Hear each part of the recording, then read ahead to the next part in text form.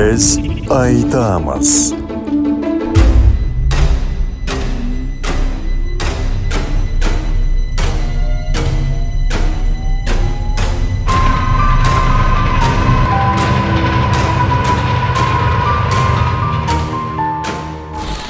Ассалаумағалейкум ағайын. Бұл біз айтамыз жобасы.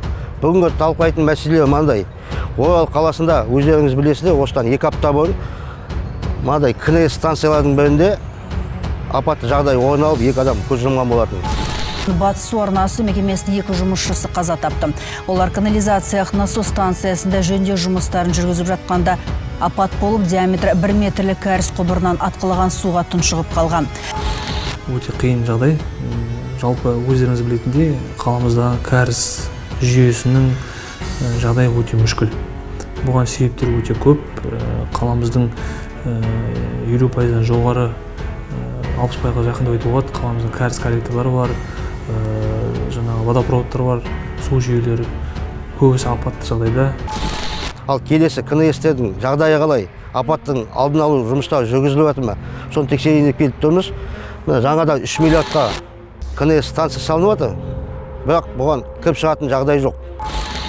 Апатты жағдай тағы да орын алатын болса, жедел жәрдем, өрт сөндіру көліктері тіптен кіре алмайды бұл жерге. Какая тут маршрут? КНС станцияның ар жағында шағын ауыл бар. Олардың да жанайқайы осы. Міне 100 метр трасса кіріп шығу қиынға соғып тұр. Керкул көпірінен түскеннен кейін сол жаққа бұрылатын бұрын жол болған. Ол жерде қазір деген Техстрой жауапкершілігі серіктестігі компаниясының жаңағы өзінің заводы орналасқан жерге баратын рельс бар екен. Бәріне кедергі болып тұрған осы темір жол.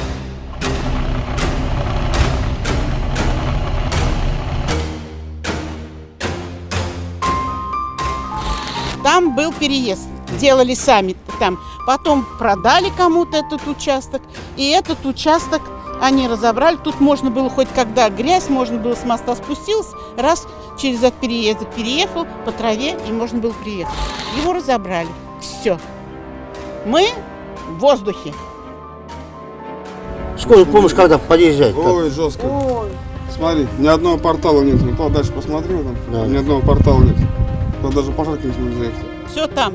Скорая там, милиция там. У нас пожарные даже, если приезжают, не дай бог пожар, они у нас на казарме по улице не проедут.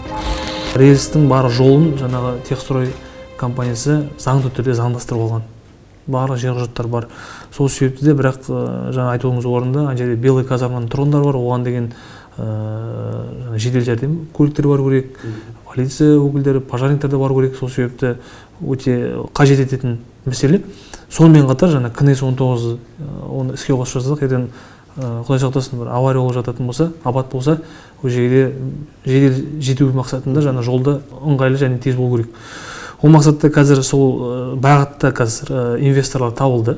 Олар өздерінің есебінен жерге жол салғысы келеді, бірақ тек жаңағы Техстрой жауапкершілігі серіктестігінің жаңағы темір жол рельсі бойынша кішкене проблема туындап тұр. Қазір таңда келіссөздер жүргізіліп, жаңағы рұқсатын алғаннан кейін тікелей жол салуды жоспарлауда.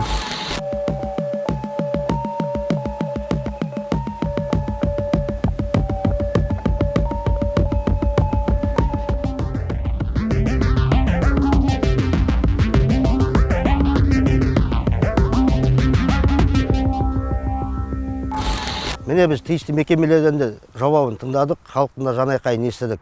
Ендігі шешімін шығару әкім басшылардың мойнында.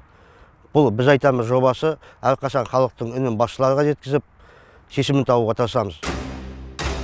Взять. Да, разрешение, все. Да, ставить асфальт. да. Дел? У нас 23 есть, километра. вот всё. у нас сейчас есть дорога. Вот, видите сюда, вот мост видно, да? Вот мост видно.